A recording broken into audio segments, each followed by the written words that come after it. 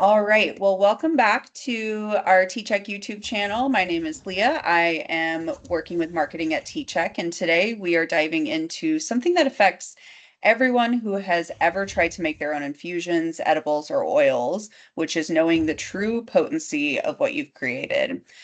With me today is Peichen Chang, CEO and co-founder of tCheck, the at-home potency tester that is truly changing and revolutionizing the way people approach at-home DIY infusions. Peichen, thank you for joining us today. Thank you guys for tuning in. Yeah. Well, before we dive into all of the amazing things that tCheck does, I want to rewind. So, what problem did you see that made you think, I need to create a solution here? It actually all started at a dinner party. One of our friends had two questions, right? One is, how do I get rid of gophers in my yard? And the second question was, my wife uses cannabis to treat her Parkinson's. Is there a way for us to figure out how strong her edibles are? We never solved the gopher problem, but we did solve the cannabis problem because as it turns out, she's a an executive at a big company, but we didn't know she had Parkinson's, and she managed it really well with cannabis. But sometimes it was hard to get her dose right because this is some time ago, and she couldn't figure out how to dose her brownies, cookies, or whatever. She didn't want to smoke her medicine, right? She just wanted to take it as an edible. So that's how he sort of started it, right? And when a engineer gets posed a question, we're always like, yeah, I can solve that, except for the gopher thing. But we can solve that. So we went off and spent some time and energy, going to our books and stuff like that. And lo and behold, there was a solution. So here we are. Very cool. Very cool. That sounds like a really cool realization to come to. And the gopher problem is still TBD, it sounds like. So Yeah. if anyone has experience dealing with gophers, drop in the comments your experience. Yeah. Yeah. Awesome. Well, was there a particular moment or experience where the idea of tCheck really clicked for you? Something personal that really pushed you into creating it from an idea to an actual action? So, when we had the idea at first, we first solved the engineering bits, right? We're like, okay, well, from an engineering perspective, we can do this. But does anybody want this thing? Right? Besides, my friend, obviously. And so I literally took our first prototype. It was about a shoebox size thing. And I stood in front of street corners, in front of dispensaries. I live in California, so there's lots of them around. And people were really willing to open up and talk.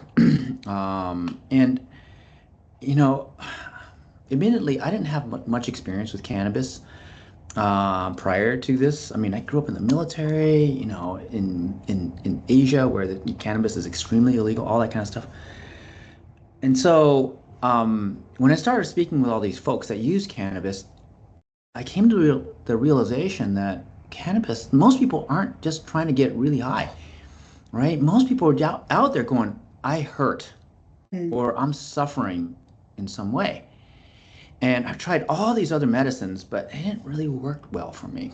And cannabis does, right? And so that was sort of the light bulb that clicked on, going, oh my God, we can help people, like really help people, not just help people get high, but help people make their lives better. And so, yeah, that was sort of the eureka moment.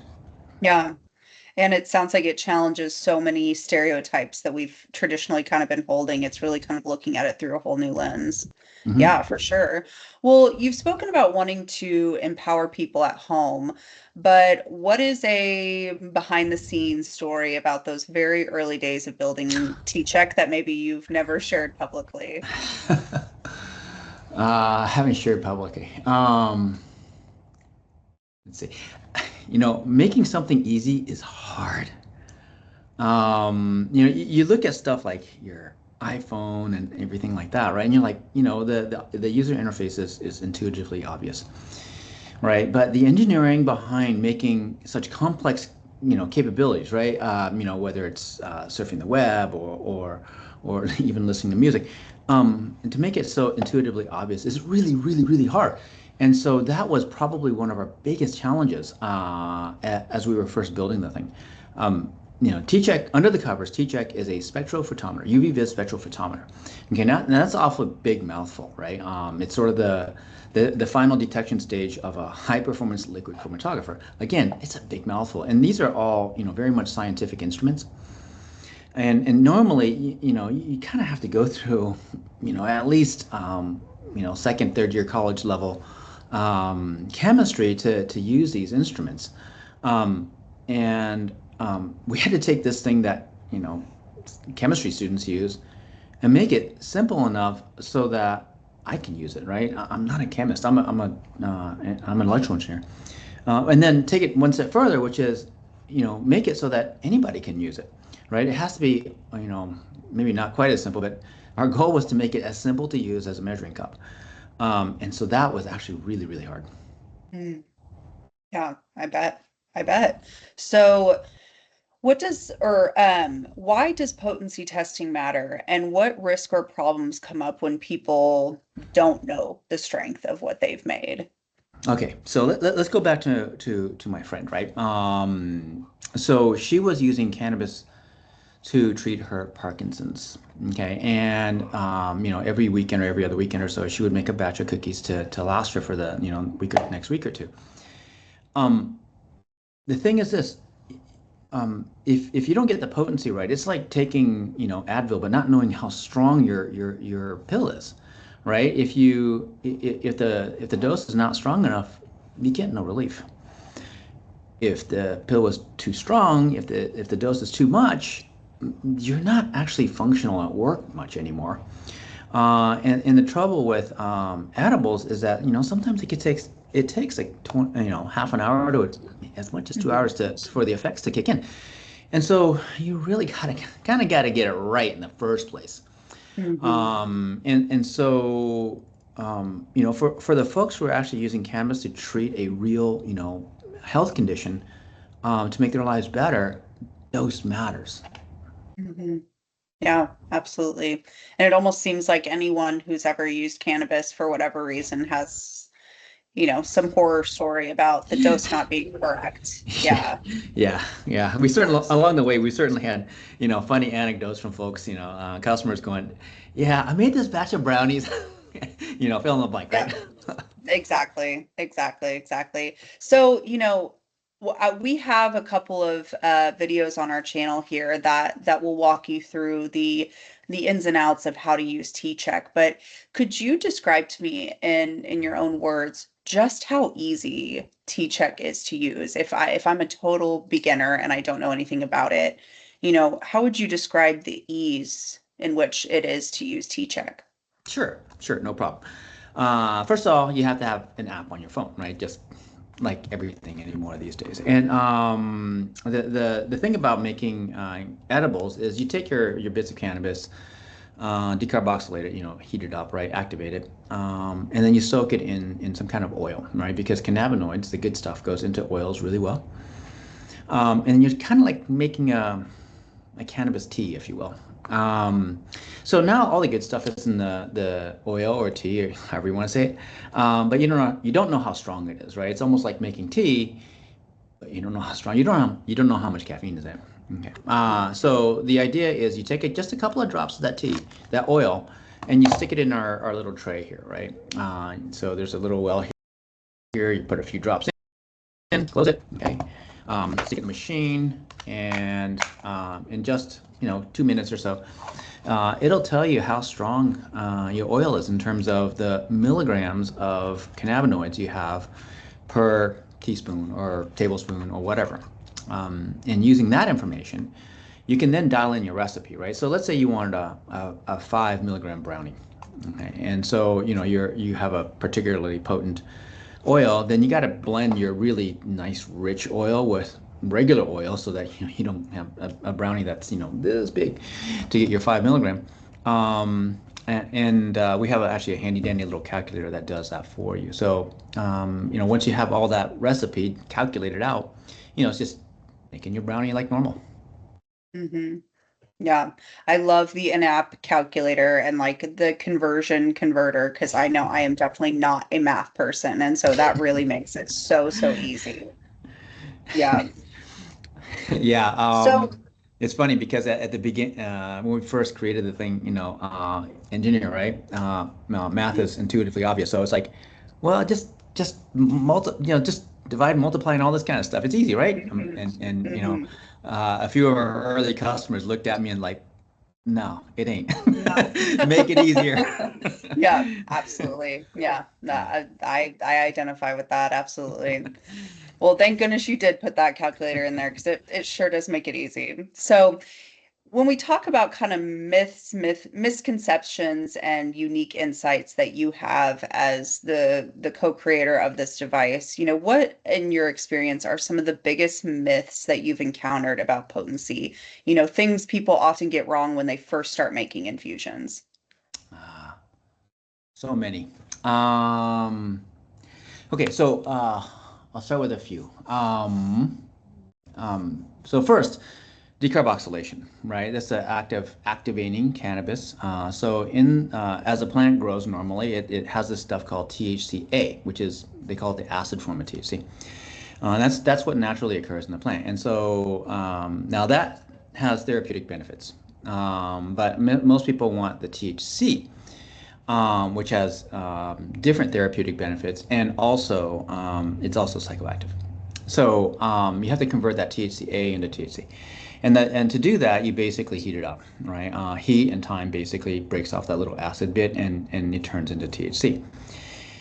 Um, you know, Cannabis is expensive, right? And so people don't want to mess it up, right? Here in California, it's what, $400 an ounce or something like that. And so you really don't want to mess it up. And so there's a lot of fear in terms of decarboxylation. Okay, and so I think that is one of the first things that people should come to build a comfort level with. How about that? It's like almost like swimming. To jump in the pool for the first time, water's scary. But decarboxylation doesn't necessarily need to be scary. Okay, so one of the things that is a little bit hard to express, but THC it has a boiling point. Okay, and that boiling point is about 310 degrees Fahrenheit. Okay, and so any temperature lower than 310 degrees means it ain't gonna boil. It's gonna stay there. And so when you decarboxylate, the recommended the rule of thumb, I guess you can say, is 240 degrees for 50 minutes. You're not gonna. It's really really hard to over decarboxylate your cannabis, right? And so you stick it in the oven, stick it at 240 degrees or 270 degrees, actually 270 degrees, sorry, 270 degrees. You go for 40 minutes, 50 minutes, hour, even like I've gone as far as, an hour and a half actually, just as an experiment. And you actually do retain nearly, and when I say nearly, I'm talking about over 95%. Nearly all of the cannabinoids. And now you can also be very, very sure that you've converted all of the THCA into THC. So you fully decarboxylated your plant material. And so I would say that's probably the earlier ones. People a lot of sometimes actually when I first started anyway, I was afraid of burning it, and so I would go under and only go for like 30 minutes, right? And that wasn't quite enough. And so we weren't getting all the therapeutic benefits of the THC because it was under decarboxylated. The second one is infusion time. I've talked with a lot of people about, hey, I've infused this thing for, 8 months in alcohol, right, in my Everclear. Well, actually, depending on the solvent, right, depending on the carrier, like alcohol, for example, it actually extracts the cannabinoids very, very, very quickly. There's a process out there called QUET or quick wash alcohol something, where you actually only soak the cannabinoids or the plant material in alcohol for like 15 minutes.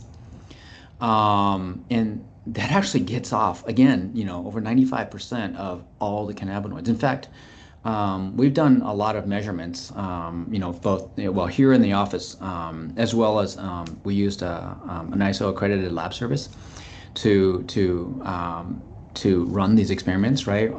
What we did was we took some plant material and we infused it for 1 minute, then 5 minutes, then 10 minutes, and 15 minutes, and 30 minutes, hour, and on and on.